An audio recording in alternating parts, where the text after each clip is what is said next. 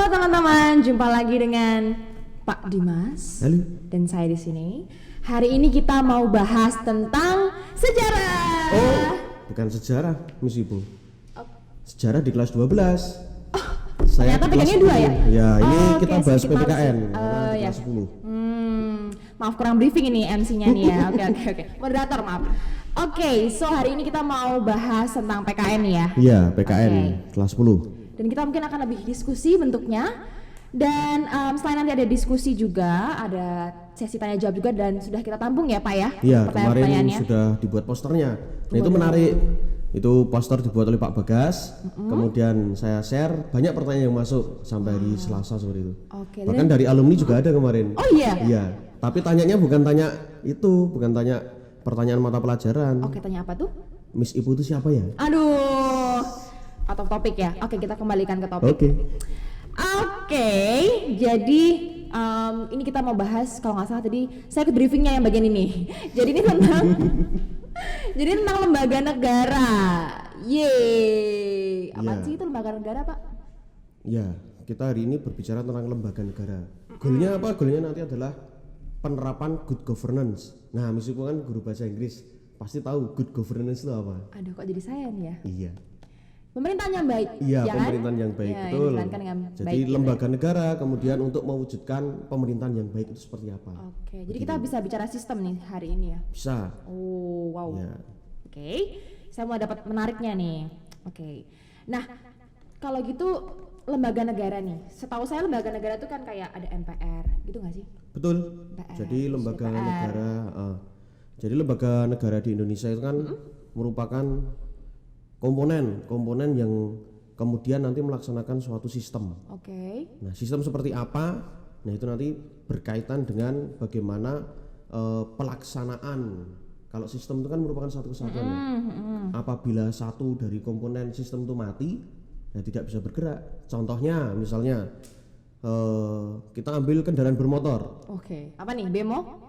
Enggak. Sepeda bukan. motor yang gampang. Oke, Karena oke. yang dimiliki setiap orang kan sepeda motor itu yang gampang. Oke. Apabila misalnya rodanya tidak ada, itu kan tidak berfungsi dengan baik. Bisa jalan tetapi kan susah. Nah, seperti itu contohnya. Iya. Makanya lembaga negara nanti juga seperti itu untuk mewujudkan pemerintahan yang baik. Oke, jadi lembaga negara adalah komponen ya. Untuk menjalankan Oke, suatu sistem. Suatu sistem. Nice. So berarti kalau saya bertanya dikit nih, kan lembaga negara itu kan deket banget ya sama politik. Ini saya agak meleknya Betul. politik nih. Iya. Oke, terus kalau gitu hubungan sistem tadi yang Bapak omongin gitu ya, dengan struktur politik yang ada ini apa dong? Oke, jadi hubungannya seperti ini. Lembaga negara pasti erat kaitannya dengan politik. Iya, setiap orang pasti berpolitik itu pasti. Oke, Karena politik kan punya kepentingan apa-apa. dan lain sebagainya. Oke. Nah, hubungannya seperti ini. Jadi ada yang namanya proses. Kemudian proses itu kan didahului oleh input, ya. Input itu ada masukan, kemudian ada dorongan, motivasi dan lain sebagainya. Kemudian ada permintaan, kemudian di tengah-tengahnya ada proses. Nah, proses ini yang dilakukan suatu lembaga negara. Untuk akhirnya apa? Outputnya berupa apa? Kebijakan. Nah, itu nanti berkaitan dengan perpolitikan. Nah, di mana proses itu politik yang melengkapi di situ. Begitu, jadi ada input, proses, output. Nggak usah dipikir, susah. Dijalanin aja ya. Iya, dijalanin Kayak aja. apa tuh ya, Pak ya? Kayak apa ya? Nggak tahu Dirasain aja saya. yang penting dijalanin gitu ya. Betul sekali. Oke, kalau bagian itu kayaknya Pak Dimas yang lebih ahli sih. Oke, terus kalau tadi dapat sih, jadi ada poin-poin tadi ya, proses, sistem gitu. Oke, dan itu menjadi bagian dari negara gitu ya. Iya, betul. Terus kalau ini yang saya benar-benar tertarik juga sih karena saya belum paham gitu ya. Sebenarnya apa sih infra dan suprastruktur dari negara gitu? Oke, ya. Malah Misupo sudah tahu ini. Nggak tahu. Teman-teman yang di rumah ini pernah mendengar nggak? Ada infrastruktur, ada suprastruktur itu. Kalau belum tahu, nah nanti bisa dilihat di buku atau di internet bagaimana itu suprastruktur politik, infrastruktur politik. Nah, gampangnya seperti ini, Mis. Suprastruktur politik itu adalah lembaga yang membuat kebijakan atau keputusan yang nanti bersifat sah. Itu suprastruktur. Oke. Nah, kalau infrastruktur itu berhubungan dengan yang mempengaruhi suprastruktur. Jadi itu melekat di dalam masyarakat atau dikatakan mesin politiknya itu yang berkaitan dengan infrastruktur. Oke. Bingung tidak? Kalau saya tuh lebih suka yang bisa dijamah gitu ya Pak ya. Bisa dijamah. Wow, Jadi- menjamah apa ini? Jadi mungkin bisa dong kasih contohnya gitu ya. Oke, ya. Supaya kita nggak apa nih Oke. menguap, mengendap, terus menguap lagi gitu. Iya. Apa dong contohnya? Contoh paling gampang kan bicara contoh. Nah, oke. Apa tuh? Suprastruktur itu gampangnya yang gede.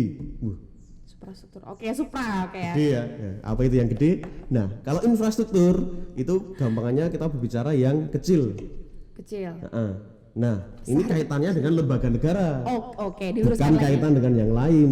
Saya tahu pikiran kalian dengan yang lain nanti. Oke, suprastruktur dulu ya. Oke, supra. Dari yang besar dulu ya. Kok saya belibet ini sebenarnya grogi nih. Karena saya di sini. topiknya sih sebenarnya udah ngomongin besar kecil. Bukan dekat dengan misiku gini. Oh ya kayaknya ya. Oke. Jangan berpikir yang macam-macam Anda. Oke. Nah, suprastruktur ya yang gede yang besar ini berkaitan dengan lembaga negara bukan yang lain. Nah, lembaga negara yang besar contohnya apa? Tadi sudah disebutkan ada MPR, kemudian DPR, lalu di dalamnya juga ada DPD, kemudian ada Mahkamah Konstitusi, Mahkamah Agung atau lembaga peradilan yang lain, lalu ada TNI Polri dan sebagainya. Itu masuk di situ. Bahkan KPK itu juga disebut sebagai suprastruktur karena ini adalah pembuat keputusan yang sah. Oke. Kalau infrastruktur kita berbicara yang di bawahnya kecil, tapi ini apa ya istilahnya? Penyokong gitu ya. Iya, penyokong tapi juga mempengaruhi pengambilan keputusan. Contohnya? Contohnya paling gampang adalah partai politik. Oh. Nah, kemudian ada kelompok kepentingan, Oke. kamar dagang misalnya. Kemudian ada juga yang resmi PGRI, IDI ya, IDI kan beberapa kali kita viral ya di berita itu ya karena pandemi COVID-19 ini banyak mengenal IDI itu apa, Ikatan Dokter Indonesia. Kemudian kelompok kepentingan yang lain. Ada juga kelompok penekan. Wah menarik tuh contohnya. Tahu nggak kelompok penekan itu? Bukan menekan-nekan ya, Terus apa dong Pak? tapi memberikan apa ya? Kritik Kritik. terhadap lembaga negara. Gitu. Kalau penekan ini masuk apa? Jadi kan supra, infra, atau dia punya golongan sendiri gitu? Dia Masuk bikin ke geng infra. sendiri?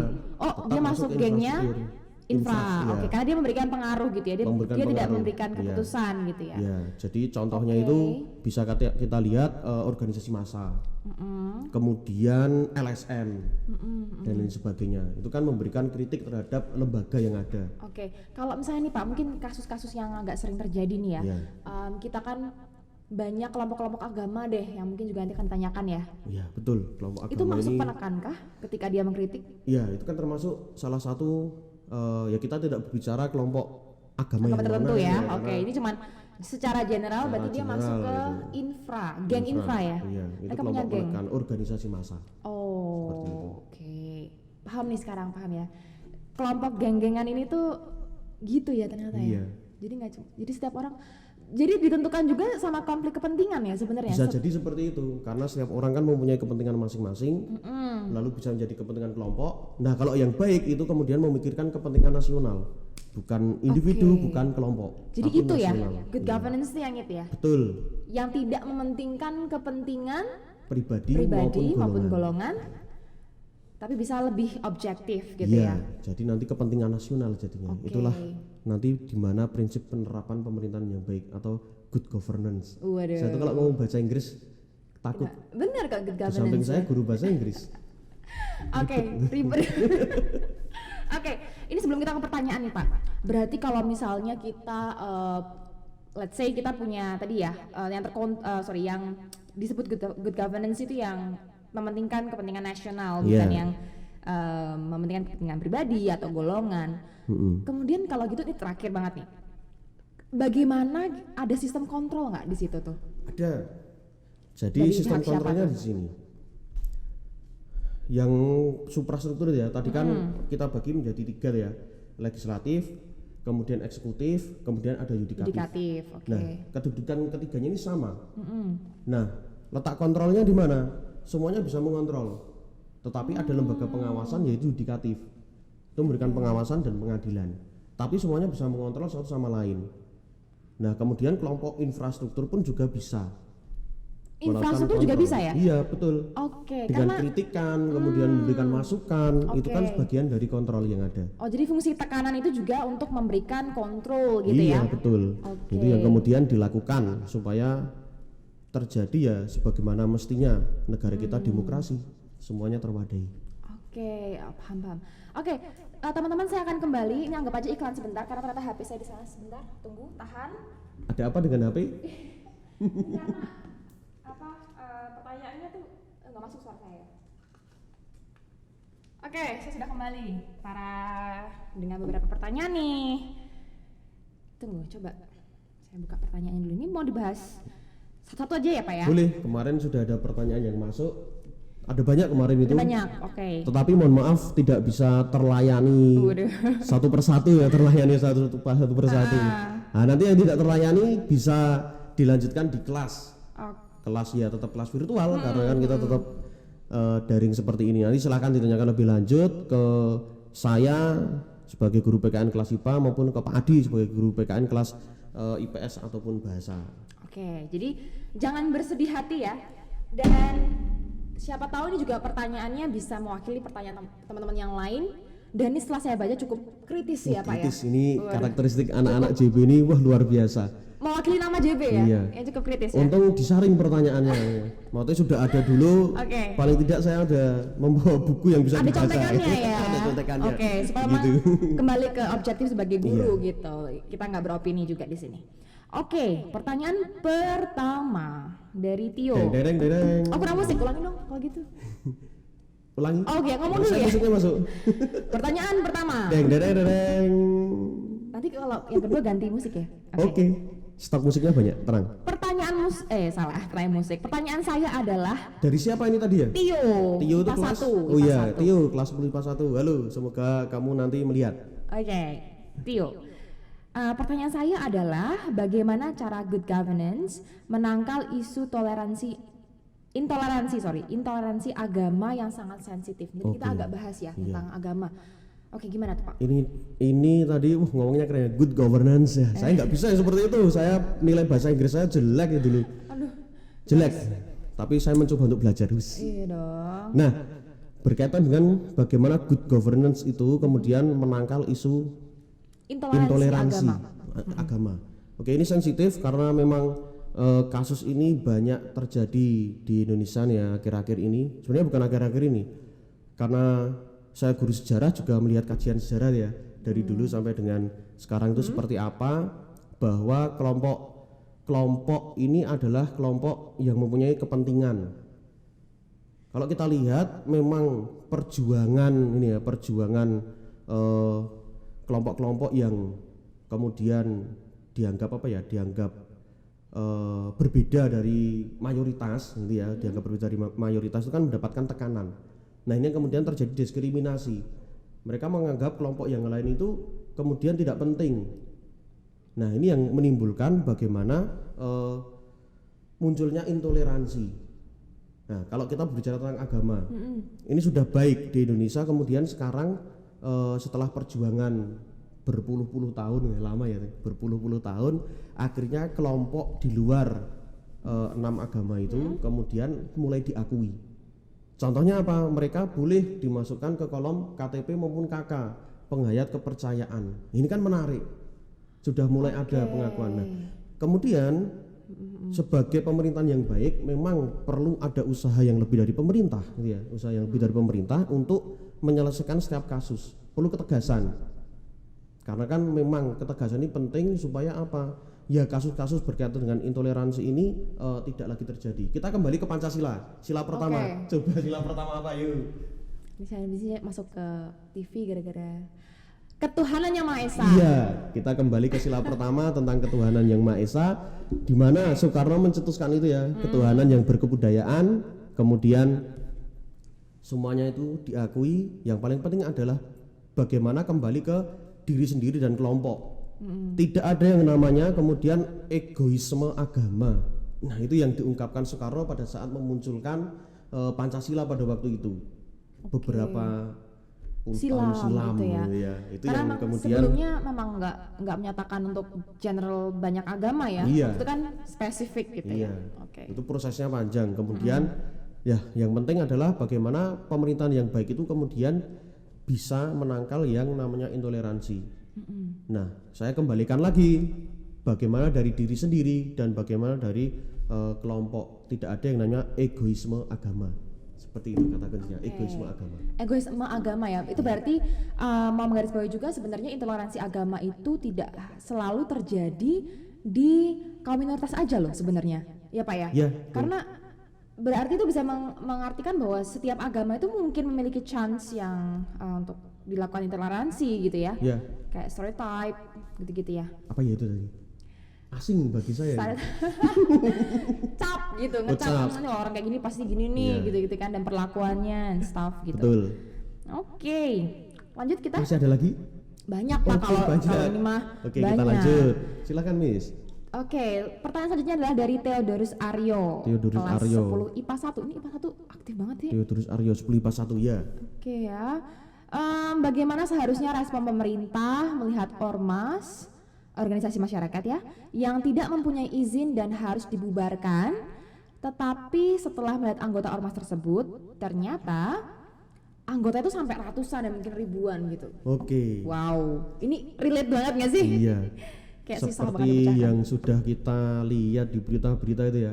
Saya tidak akan menunjuk ke salah satu ormas tertentu, pasti kalian juga sudah tahu berkaitan dengan hal ini dan bisa memilih dan memilah mana ormas yang kemudian tadi apa bahasa Inggrisnya mendapat cap? Stereotype. Itu mendapat cap ya, mendapat cap mana yang kemudian ormas itu dianggap kurang baik, kemudian ormas mana yang dianggap baik. Nah, sekali lagi yang saya katakan adalah perlu ketegasan pemerintah. Caranya gimana? Nah, ini memang menjadi perhatian bersama, menjadi pemikiran bersama bagaimana kemudian pemerintah itu membuat rules. Wah, kok bahasa Inggris jadinya, membuat semacam aturan-aturan. Sebenarnya aturan sudah ada, tapi memang yang kemudian dikhawatirkan banyak orang adalah dengan jumlah mereka yang banyak, dengan jumlah mereka yang kemudian membuat pengaruh yang sangat besar. Nah, ini yang kemudian membuat orang-orang itu menjadi takut terhadap kelompok-kelompok itu. Nah, kemudian yang bisa mengendalikan siapa? Ya kemudian aparat penegak hukum yang bisa melakukan. Karena punya Memang kekuasaan perlu, ya. punya kekuasaan dan perlu ada ketegasan yang jelas. Ini loh aturan mainnya seperti ini. Kalau kamu tidak cocok, ya silahkan bubar. Nah, pemerintah Indonesia akhir-akhir ini sudah menuju ke situ. Artinya apa? Pemerintahan yang baik atau good governance itu sudah mulai tercapai, istilahnya seperti itu. Artinya sudah baik nih kelompok yang ya Anda tahu sendiri ya, kelompok-kelompok itu sudah mulai dibubarkan. Kemudian yang lain juga mulai proses sesuai sama Pancasila. Aduh, belibet lagi. Saya sepertinya grogi. Saya lihat kamera ya, jangan lihat ibu ya. Sampai mana tadi? Oke, ini saya tenangin ya. Sampai tadi itu good yang governance gitu kan, sudah kemudian menerapkan. Harus sesuai kamu organisasi itu sesuai dengan Pancasila atau tidak. Pancasila atau tidak. Okay. Kalau sesuai, saya rasa akan berjalan ya yang seharusnya oleh masyarakat seperti itu. Oke, ini mungkin saya pertanyaan pribadi nyambung dikit ya, dikit Silakan. aja yang tadi. Jadi tadi Pak Dimas kan bilang bahwa itu menjadi kekuasaan pemerintah gitu ya untuk melakukan kontrol gitu. Iya. Nah, berarti kira-kira ada nggak Pak ini kayak mungkin dari peraturan pemerintah kah? Karena ini kan sifatnya by accident gitu ya. Maksudnya case-nya nggak mungkin dari awal ditetapkan Pancasila kemudian nanti kira-kira ada masalah ini gitu. I think that's not the way gitu. Nggak kayak gitu ya cara ceritanya ya. Oke, nah terus berarti kira-kira apa nih cara kontrolnya menggunakan apa? Peraturan pemerintah kah, ketetapan atau Iya, apa oke. nih? Cara kontrolnya yang paling baik adalah pertama mulai dari bawah yaitu laporan masyarakat. Masyarakat mendapatkan temuan apa di lapangan, apabila itu memang tidak sesuai dengan norma atau yang berlaku di masyarakat, nah itu bisa dilaporkan. Kemudian nanti pemerintah atau dalam hal ini aparat penegak hukum itu yang akan bertindak. Kalau ini bukan tugasmu, ya jangan dilakukan. Seperti misalnya membubarkan paksa, menggeledah dan lain sebagainya. Sebenarnya itu tugasnya apa? Kan tugas dari aparat penegak hukum. Nah, kemudian di situ ada peraturan-peraturan yang kemudian bisa digunakan untuk menangkal hal itu. Paham. Jadi memang supaya sistematikanya menjadi jelas ya. Iya, karena tetap kan, harus ada laporan dari masyarakat. Oke, so berbasis gitu ya. Iya. Karena kan tadi ketika kita bicara good governance, kita bicara sistem, berarti kita juga perlu tahu nih teman-teman mungkin apa sih sistem-sistem yang dijalankan gitu ya untuk membuat itu menjadi real. Iya. Oke, let's move to the next question ya. Masih ada lagi ternyata. Ada lagi dong. Banyak ya Tenggi. Ini namanya siapa ya? Ini nggak ada namanya, nggak apa ya Pak ya? Nggak apa-apa, nggak ada namanya, berarti dia menyembunyikan identitas. Tapi pertanyaannya bagus nih. Oke, bagaimana seharusnya sikap pemerintah melihat seseorang yang tidak memiliki kepercayaan atau seseorang yang mempunyai kepercayaan di luar 6 agama di Indonesia, gitu ya? Misalnya Yahudi, kemudian Kristen Ortodoks dan agama-agama lainnya. Tapi kalau Kristen Ortodoks itu masih masuk agama sih Pak. Iya, Cuman iya, itu semuanya beda masuk itu. cabangan, iya oke lah. Dan agama lainnya, oke kita bilang agama lainnya aja ya supaya memang lebih clear. Terus tetapi mengalami diskriminasi oleh oknum-oknum. Banyak banget pertanyaan tentang negara ya sama agama gitu. Iya, karena ini kan isu yang paling banget ya. paling apa ya? Sensitif juga loh. Iya, sensitif. Memang ini asiknya membahas negara. Asik ya. Iya, PKS seperti asik banget loh. membahas itulah pokoknya. Oh gitu ya, sama asiknya ya. Sama asiknya. Baik, oke. Jadi itu bahkan sampai kadang-kadang menghancurkan rumah dari pengikut agama tersebut. Oke, Jadi ya. kayak tindakannya tuh sangat real untuk apa ya, membasmi gitu. Berasa kayak kuman ya, padahal we all human gitu. Betul. Ya, ini isu-isu yang memang baru panas nih di Indonesia berkaitan dengan toleransi. Makanya ini yang memang perlu diperhatikan bagaimana lalu seperti yang saya katakan tadi, seharusnya tidak ada yang namanya egoisme agama. Karena jelas wong satu kok, yaitu ketuhanan yang Maha Esa. Makanya ini perlu perlu dijernihkan lagi pikiran sempitnya mungkin ya. Pikiran sempitnya perlu dijernihkan lagi, pikiran dari manusia-manusia Indonesia ini, dan perlu melihat sejarah bagaimana bangsa Indonesia itu hidup sejak zaman dulu kala sampai sekarang ini. Nah, makanya perlu yang namanya istilahnya perhatian kepada mereka yang kemudian menjadi kelompok minoritas. Memang kasusnya banyak, penyegelan terhadap makam leluhur, kemudian orang yang akan melakukan ibadah di rumah itu kemudian di stop, lalu baru berdoa dilempari batu, itu juga ada yang terjadi seperti itu. Tapi kasus-kasus ini kemudian harus dijernihkan lagi. Jadi kembali ke pribadi masing-masing, bagaimana menghindari yang namanya kepentingan individu, kepentingan golongan. Yang harus diutamakan adalah kepentingan nasional. Itu yang tadi saya katakan. Tetapi pemerintah sekarang sudah mulai melaksanakan yang namanya prinsip good governance, di mana tadi penghayat kepercayaan, saya tidak berbicara di luar 6 agama itu ya, tetapi penghayat kepercayaan di luar dari yang diakui sekarang itu sudah mendapatkan tempat. Artinya mulai dari kolom KTP, kolom KK dicantumkan penghayat kepercayaan, itu kemudian nanti akan berimbas banyak. Mereka akan mendapatkan haknya. Misalnya kalau orang lamar kerja itu ya, agamamu apa, seperti itu. Kalau orang mau menikah, lah kamu menikah cara apa? Cara kepercayaan ini. Tidak ada aturannya. Nah, tapi sekarang sudah melakukan angin segar, mulai diatur. Seperti itu hal yang baik.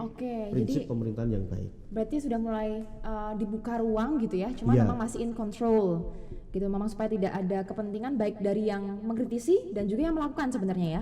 Karena memang kadang-kadang sedikit dekat dengan banyak isu ya sebenarnya ya. Misalnya kayak pandemi sekarang aja tuh, misalnya kayak orang maksudnya berkumpul gitu untuk berdoa, itu tendensi untuk kritiknya juga besar loh, ya kan? Mau dari sisi apa nih gitu. Jadi memang butuh kebijaksanaan ya Pak Dimas ya. Betul. Nah ini sedikit ini sih, mungkin karena tadi udah seru-seru gitu ya, kasih sprinkle dikit. Kalau gitu untuk Pak Dimas ini boleh beropini ya kali ini ya. Kita ngomongin good governance. Pak Dimas bilang bahwa pemerintah sekarang gitu ya itu sudah mulai menerapkan good governance. Pernah nggak sih Pak sebelum pemerintahan Jokowi ini good governance, atau ini yang pertama kali memang menurut Pak Dimas mau memulai gitu? Semuanya proses. Semuanya proses. Aman sekali ya lagi jawabannya kita melihat sejarah perjalanan bangsa. bagaimana pada saat itu ya gampangannya kita mulai dari penjajahan Belanda ya.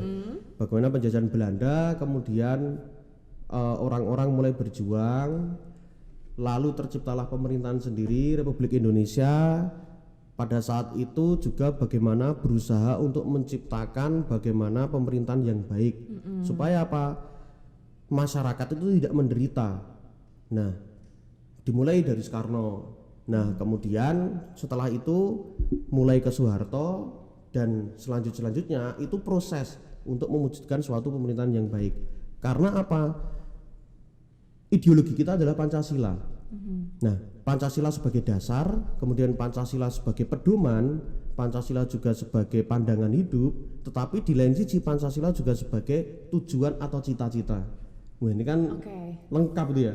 Pancasila sebagai dasar atau ideologi, kemudian Pancasila sebagai pandangan hidup, pedoman, lalu Pancasila sebagai cita-cita atau tujuan. Makanya ini suatu proses yang kemudian akan berjalan terus sampai Pancasila itu benar-benar dituju. Nah, kalau misalnya belum baik ya, kalau misalnya belum baik, ini masih bisa berproses gitu. Jadi saya tidak mengecap pemerintahan ini baik, pemerintahan ini tidak seperti itu, tetapi ini adalah sebuah proses bagaimana pemerintah berusaha untuk menciptakan mengurusi masyarakat yang sangat banyak ini kan juga susah gitu. Dan ini makanya macam-macam ya dinamika yang terjadi. Apalagi kritik-kritiknya serem. Serem ya. Tapi sebenarnya kita memang selalu dapat kritikan di hidup ini sih ya. Jadi memang itu memang rumus hidup kayaknya. Iya. Jadi memang ini lebih mempertegas lagi gitu ya, good governance. So good governance itu memang intinya adalah melihat pada Pancasila gitu ya. Iya.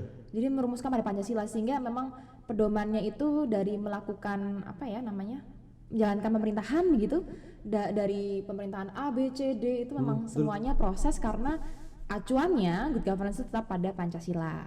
Gitu, bener gak sih Pak?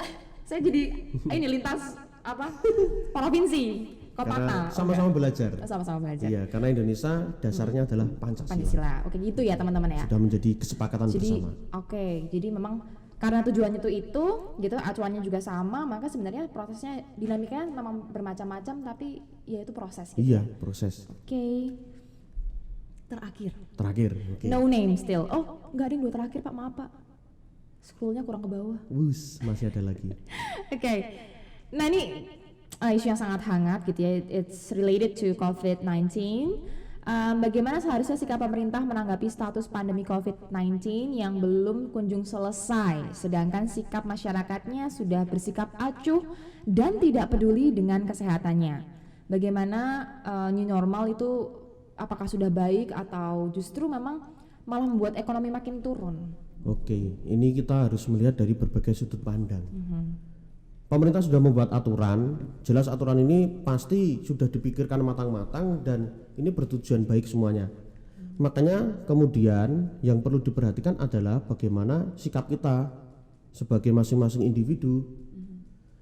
Kalau kita lihat, kembali lagi ke sejarah dia. Saya ngomongin sejarah apa PKN sih ini? Related, kan tadi saya nggak salah judul berarti. Iya. Ya kan? Kita lihat sejarah bangsa, bagaimana pandemi, kalau bahasa Jawanya pagebluk. Pagebluk itu sudah ada, wabah itu sudah ada sejak zaman dulu. Dulu sebenarnya ya. Ya, contoh di zaman Hindia Belanda, penyakit pes masuk ke Indonesia, itu sudah dilakukan yang namanya pencegahan karantina wilayah. Iya, karantina wilayah itu sudah dilakukan sejak zaman dulu. Lalu kepercayaan masyarakat itu juga sudah dilakukan misalnya. Nah, kita ke mitos ya, percaya atau tidak percaya.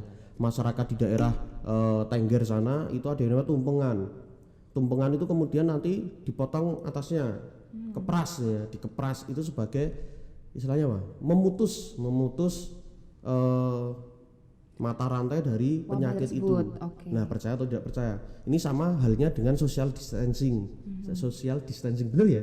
Benar, social distancing. Ini juga memutus, harapannya bisa memutus seperti itu, memutus mata rantai. Kemudian contoh-contoh yang lain yang terjadi di luar Indonesia juga seperti itu.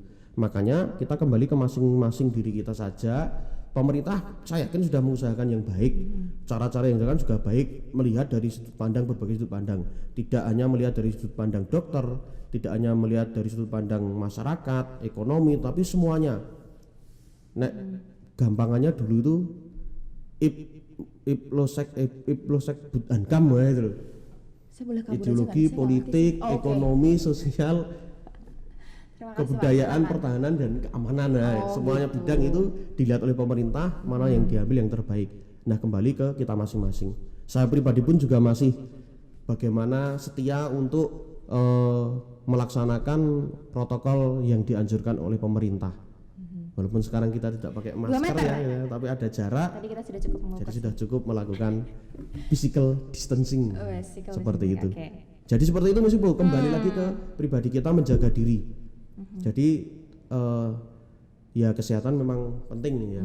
Tapi faktor lain Tapi juga perlu memang diperhatikan. sektornya banyak sekali sih. Jadi kalau memang ditanyakan oleh teman-teman terkait dengan ekonomi gitu, memang sebenarnya sangat beragam ya Pak ya. Sektornya tidak hanya mengenai tentang negara dan kebijakan yang diambil, tapi memang kebijakan yang diambil itu memang sesuai dengan negaranya. Kita nggak bisa berkata bahwa negara itu perfect banget karena ya memang backgroundnya berbeda-beda juga. Karena latar belakangnya berbeda, kemudian kepentingannya juga berbeda, Ya. kemampuan Kemampuannya suatu itu paling negara penting juga sih. berbeda. Saya rasa juga banyak negara yang tidak siap dengan situasi seperti ini. Oke. Begitu. Pak, konkret nih. Pertanyaannya yes or no ya. Oke, kita coba Q&A ke Pak Dimas gitu. Kalau misalnya dinyatakan nih new normal ini justru menurunkan gitu ya, menurunkan stabilitas ekonomi karena memang yang sudah nggak banyak. Yes or no? Ini ya kayak di mata Najwa ya kan? Ya, yes or Bisa no? jadi. Bisa jadi. Ini kayak yang perempuan apa sih itu yang jawabannya di Bisa, tengah-tengah ya. ya? Jadi Bisa gimana? jadi. Bisa jadi. Iya. Kenapa Pak bisa jadi? Ya memang ya seperti yang tadi saya katakan, bagaimana kemudian negara itu kan banyak negara yang kemudian tidak siap dengan situasi seperti ini. Jelas faktor ekonomi akan sangat berdampak terhadap hal ini yang paling kerasa. Bahkan masyarakat ada yang masuk ke mata. Iya terharu aja ya. Pedes maksudnya sebenarnya, aduh maaf ya. Ini sidik kesannya terharu gitu. Jangan menangis, kita masih melanjutkan. Iya nih. Oke, banyak yang terdapat kok saya jadi terdampak berkaitan dengan hal ekonomi. Banyak orang yang kemudian dirumahkan, di PHK, kemudian pengurangan gaji dan lain sebagainya. Tetapi ya kita sebagai warga negara yang baik ya masih bersyukur kita masih diberi rahmat ya. Masih bersyukur diberi rahmat. Ya kita berdoa semoga pandemi ini segera berlalu dan kita bisa beraktivitas normal seperti itu. Karena memang tadi betul mungkin saya highlight bagiannya Pak Dimas tadi bahwa memang ini semua masalah kesiapan ya Pak ya. So keputusan yang diambil itu memang berdasarkan yang kita paling siap terima dengan konsekuensinya gitu nggak sih? Setiap kali kita ambil pilihan memang yang paling bijak ambil yang siap konsekuensinya. Itu yang namanya tanggung jawab. Betul, mantap. Oke, the last question, really very last question. Apakah menurut Bapak sendiri secara pribadi, ini pertanyaan pribadi nih akhirnya ya, pemerintahan saat ini ini sebenarnya tadi udah kita bahas nih, sudah sesuaikah dengan tema podcast kita kali ini? Tadi saya tanyain ya. Ini sekalian kesimpulan saja ya? Simpulkan, oke. Ini berarti opini, ya. Apakah pemerintah sekarang itu sudah menunjukkan good governance atau sudah menerapkan good governance?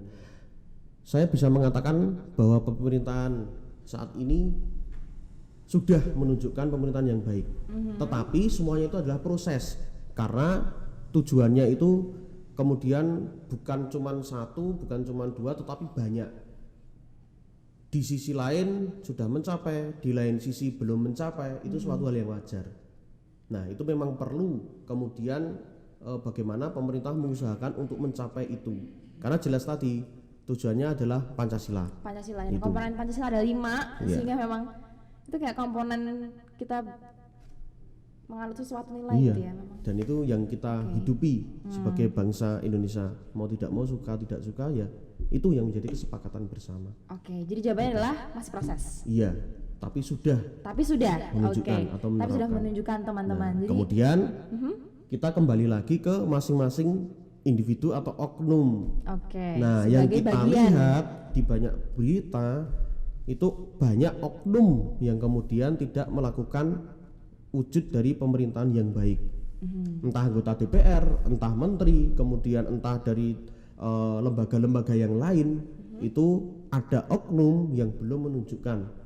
Contohnya adalah korupsi, nepotisme, kemudian penggelapan, sama ya korupsi tadi ya, penggelapan dan sebagainya. Lumayan sih, gelap terang. Iya, itu. Sama Itu ya? contohnya paling gampang adalah korupsi. Oke. Itu yang paling disoroti. Nah, kemudian akhirnya wah, berarti ini sudah mau selesai nih. Aduh, sedih saya. Padahal masih banyak yang dibicarakan. Akhirnya kemudian bisa saya simpulkan adalah untuk mewujudkan pemerintahan yang baik itu harus dimulai dari masing-masing individu. Kepentingan pribadi ditinggalkan, kepentingan kelompok ditinggalkan, kemudian menjadi kepentingan nasional. Nah, kenapa belum baik ya atau masih proses? Kemudian yang perlu diperhatikan adalah manusia sekarang ini atau warga negara sekarang ini masih kurang dengan yang namanya modal sosial. Modal sosialnya Bagus masih tuh. kurang. Apa aja modal sosial itu, Ya. Pak? Pada hakikatnya manusia adalah makhluk sosial, betul? Nah, modal sosial itu paling gampang adalah bagaimana kita berhubungan baik dengan orang lain. Tolong menolong, kemudian toleransi, lalu di dalamnya ada saling menghormati, membantu, bersyukur. Nah, itu yang dinamakan sebagai modal sosial. Nah, modal sosial ini harus ditumbuhkan supaya apa? Nanti kita bisa diterapkan dalam kehidupan sehari-hari, kemudian menjadi kepentingan nasional, demokrasi dapat terwujud. Itu yang diharapkan. Oke, keren-keren nih Pak. Ini mungkin bener banget nih, sebenarnya yang Pak Dimas kasih tahu tadi secara opininya itu juga ada di gambaran kita dulu ya. Ini kalau misalnya kita kaitin secara sejarah gitu, gimana saat kita berjuang untuk merdeka itu kan karena kita ada kepentingan nasional gitu ya. Iya nggak sih Pak? Ya, Dan bentar lagi kita akan memperingati ini ya. Nah, pas banget nih. 70 berapa ya? 75 Jangan gitu lah, lah. Pak. Ya, Ngitung. 75 tahun Indonesia merdeka akan kita peringati. Ya ampun, dapet pertanyaan itu tiba-tiba. sejarah perjuangan bangsa. Gitu. Jadi memang value-nya tuh udah ada dari waktu kita berjuang itu ya. Iya. Jadi memang case-nya aja yang berbeda gitu ya. Kalau Oke. sekarang case-nya mungkin yang real pandemi, korupsi. Dulu sebenarnya kita juga punya kasus yaitu Iya. kita nggak merdeka teman-teman. Tapi ya value-nya tetap ada sebenarnya, cuman kepentingannya apa nih yang dibawa gitu ya Pak ya. Oke, betul itu misi. Oke, terima kasih Pak Dimas sudah berbincang-bincang, berdiskusi dan bahkan memberikan banyak sekali value buat kita ya. Kita bisa mungkin tunggu podcast selanjutnya dari Ya, Pak Dimas juga. Nanti kita akan podcast selanjutnya bisa dengan tema atau topik yang lain. Betul, dan juga bisa juga dengan narasumber yang berbeda nih. Iya, Jadi betul. supaya memang nggak bosan dengan saya, nggak bosan dengan Pak Dimas, Jangan bosan dengan saya. jangan bosan dengan kami ya, karena kami Iya. sebenarnya masih ngajar terus loh ya kan. Betul. Gitu, oke. So terima kasih sekali Pak Dimas ya. Saya juga berterima kasih Misipo sudah memandu bus Sama-sama. kayak apa aja Kayak memandu tour gitu. guide ya, berasa kayak ya di kanan kiri Anda. Dan untuk teman-teman yang sudah menyaksikan video ini juga terima kasih. Dan kita sangat menunggu saran gitu ya, dan juga feedback dari teman-teman terkait dengan podcast ini. Apakah cukup membantu belajar, cukup seru atau enggak? Karena kita semakin lama ingin semakin berkembang ya Pak ya. Ini salah satu Sepertinya juga ini juga yang pertama ya, baru pertama, maka kita melaksanakan butuh podcast. banget untuk diberi masukan Iya. dan juga feedbacknya. Semoga membantu dan kita tunggu di podcast-podcast selanjutnya bersama dengan feedback teman-teman. See ya. Oke, selamat pagi. Terima kasih semuanya. Yeay.